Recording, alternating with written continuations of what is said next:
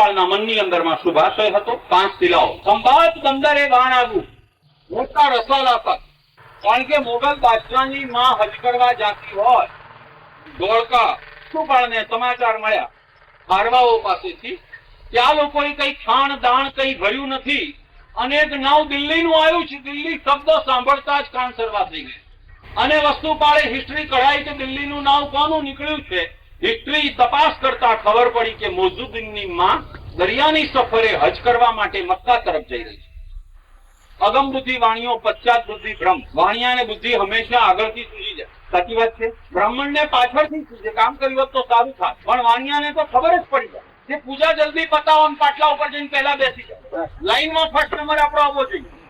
જો ગ્રાફ થાય તો કમંડળ ત્યાં પહોંચે ત્યાં સુધીમાં ઠંડુ થઈ જશે, પહેલા બેસી। અગમ બુદ્ધિ વાણી આટલી બધી કોઈએ બ્રહ્મને આપી નથી, એ ફક્ત વસ્તુપાળનું મન ચક્રાવે ચડી ગયું કે અગમ બુદ્ધિ લગાડો। ખબર પડી કે મોઝુદ્દીનની માં આવી છે અને માને ગમે તેમ કરીને વશ કરી લેવી। વસ્તુપાળે પોતાના અંગત રાજ દરબારી એક માણસોને બોલાવીને કાનમાં ખાલી 1 2 3 જે કઈ કહેવાનું હતું એટલું કહી દીધું। પેલા માણસ તો કહેવાય છે સમજદાર, કોઈ ઈશારા ચિંતા નહીં કરો, બધું થઈ જશે। વાત 6 કાનમાં જાય તો ભેદાઈ જાય, દાદાને કહેવાની જરૂર નહીં। જે કઈ પણ કરવાનું હતું તે કરી નાખ્યું, બધું થઈ ગયું। 4 દિવસ થયા અને રાજ દરબારની અંદરમાં ફરિયાદ આવી। શું થયું?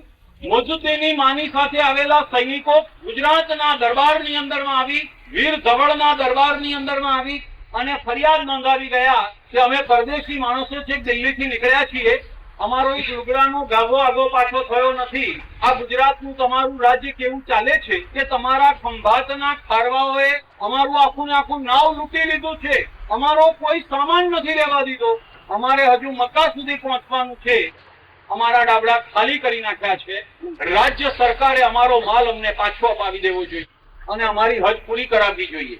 વીર ધવળ વસ્તુપાળની સામે જુએ છે कि वस्तुपाल ये सब क्या चल रहा है महाराज, वो आपका काम नहीं है, वो हम लोगों का काम है, हम निपट लेते हैं, आप बैठो ने। वस्तुपाले एना सैनिकों ने बुलाया અને કહ્યું કે माँ किधर है? क्योंकि माँ वो तो नाव में बैठी हुई है, मैं यहाँ से व्यवस्था इंजाम कराता हूँ, बैलगाड़ियां बेचता हूँ, रथ को उठा के बिठा के पहले इधर गंगू का पहुंचा दो, लेकिन हमको जाना है, हमारा माल सामान का क्या? तुम्हारा सब माल सामान मिल जाएगा, इधर से किधर जाएगा नहीं, मैं जिम्मेवार हूँ, तुम्हारी माँ को लेके आओ इधर। खावा पीवानुं कई हतुं नहीं, करवुं शुं?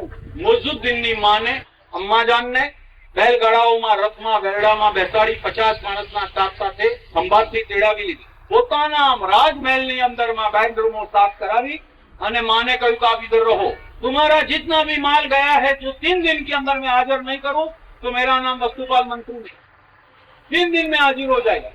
ત્રીજા દિવસે એનાઉન્સમેન્ટ કરવાની, जाहिरात करवामा 21 ने लिया है, 5 साल की कैद होगी जो नराधम ने ऐसा कृत्य किया है, फांसी लग जाएगी।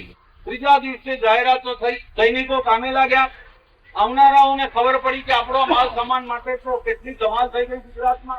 ત્રીજા દિવસે પ્રોમિસ પ્રમાણે જેટલો માર ફેરવાયેલો હતો આના પૈસે છે બધું જ રાજ દરબારમાં હાજર થઈ ગયું। देख लो उसमें से कोई चीज बाकी हो तो बोल दो, एक भी चीज आपकी बाकी बचनी नहीं चाहिए, गुजरात में रहनी नहीं चाहिए, आप बोलो इसमें से क्या बाकी है। चेक करना मानस तो क्लीनरों चेक कर लीधु कि जो भी कुछ गया तो हमेरा सब कुछ आ गया, हमेरा कुछ बाकी नहीं है, अब हम चलते हैं, हमेरा सामान हमको मिल गया। वस्तुपाल के हम ऐसे हम थोड़े चलने देंगे, अम्मा जान हमारे घर पे आई है, हज करने को जा रही है, बहुत अच्छा काम करने को जा रही है, तो हमको भी उनकी कुछ भक्ति का लाभ मिलना चाहिए। 1 महीना तक इधर से जाने का नहीं, અને 1 મહિનો રોકી લીધી, સામાન તો અપાવી દીધો અને ચોરાયેલો બધો સામાન પાછો આવ્યો।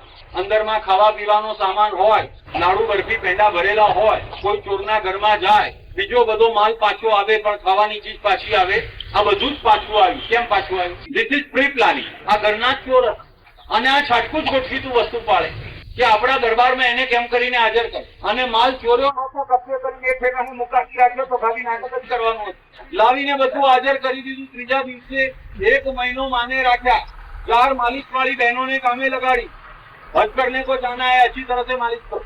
4 हवा झीलवा वाला राख्या, 2 माणसो स्नान कराववा માટે રાખ્યા, 2 માણસો ભોજન માટે ગોઠવી દીધા।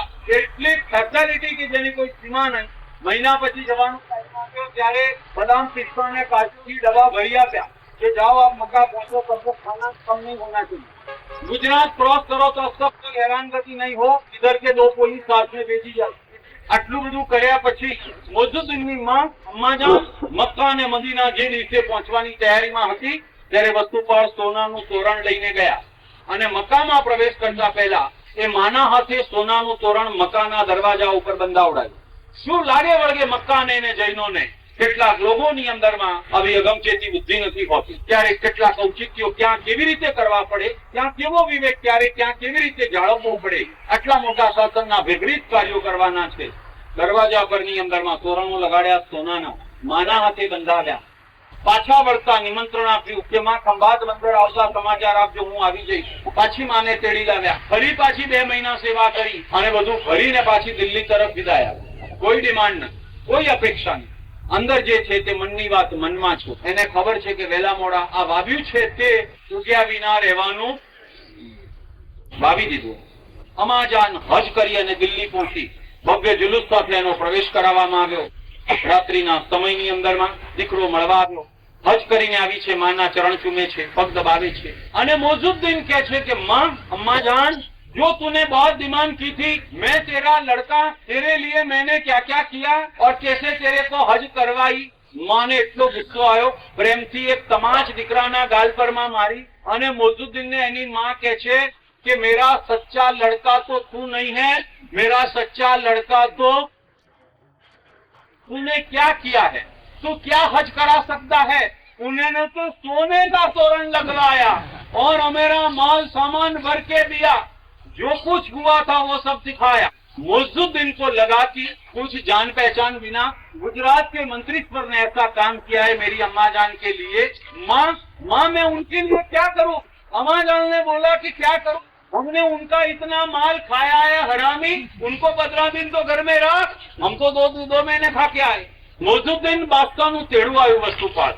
આઈએ બરાબર ધારી ગા વાગી ગઈ. વસ્તુપાળને જોઈતું તું તે મળી ગયું. આમંત્રણ સ્વીકારી લીધું. નજરાણાના થાળ ભર્યા. રાજ દરબારમાં જઈને મોઝુદ્દીનને નજરાણા આપ્યા અને મોઝુદ્દીન પહેલે દિવસે મોઢામાંથી નીકળી ગયું, માંગ માંગ માંગે તે આપું. વર્ષોથી મનમાં જે ચીજને ધરબી રાખી હોય બહાર આવી જતા ઉતાવળે વાર કેટલી લાગે. વસ્તુપાલ કહે છે કે મહારાજ कुछ नहीं चाहिए, सिर्फ आपकी मेहरबानी चाहिए, हमको कुछ नहीं चाहिए. મોટા માણસો પાસે જાજુ મંગાય નહીં. શું મંગાય? મહેરબાની. ભગવાનને ભજનની અંદરમાં આપણે શું કહીએ છીએ? ભગવાન ચમચમ આપજે. અલ્યા ગાંડિયા, ચમચમ તો અશોકે આપવાનો છે, ભગવાન પાસે શું માંગે છે? અમે ભરેલી નજરો રાખો, ભગવાન એક અમી નજર કરો. वस्तुपाल ऑफर करवा में मांग मांग मांगे थे आपको. महाराज सिर्फ आपकी मेहरबानी चाहिए, हमको और कुछ नहीं चाहिए. राजा जंखवाणो पड़ी गो. એને થયું કે हमने पुकारा और सामने से कुछ मांगा नहीं, ये तो कभी हुआ नहीं और कभी होने वाला नहीं. वस्तुपाल हमारे मुंह से निकला है तो कुछ तो मांगना पड़े. वस्तुपाले जोर के हवे लोड़ू कपूर. महाराज और तो हमको कुछ नहीं, आपकी मेहरबानी है बहुत है, लेकिन वापसी में मैं मकराना होके निकलूंगा. वो जरा और इतना बड़ा इंसान होके तू पत्थर मांगने को इधर आया है, जहाँ तेरे को पूरी खदान दे दी. जा जितना निकालना हो उतना निकालू. तेरी खदान दे दी, पत्थर में क्या रखा है, क्या रखा है उनको क्या पता उनको. बात लिखे 5 પથ્થરની શિલાઓ માટે આટલું બધું નાટક રચાયું. વસ્તુપાળે માણસોને મોકલ્યા. મકરાણાની મમ્માણી ખાણની અંદરમાંથી શિલાઓ કઢાઈ. ક્ષેત્રપાળ અધિષ્ઠાયક દેવનું પૂજન કરાવડાયું. પ્રાર્થના કરાઈ કે પ્રભુ અમને પ્રતિમા માટે શિલા આપો. ક્ષેત્રપાળ દેવ ક્ષેત્રપાલના નૈવેદ્ય કીધા, પ્રસન્ન કર્યા. શિલાઓ ચિરાવી 5 શિલાઓ ગાળાની અંદરમાં જોતરી અને એ શિલાઓને મમ્માણી ખાણથી કાઢીને પાલીતાણા ઉપરમાં મોકલી.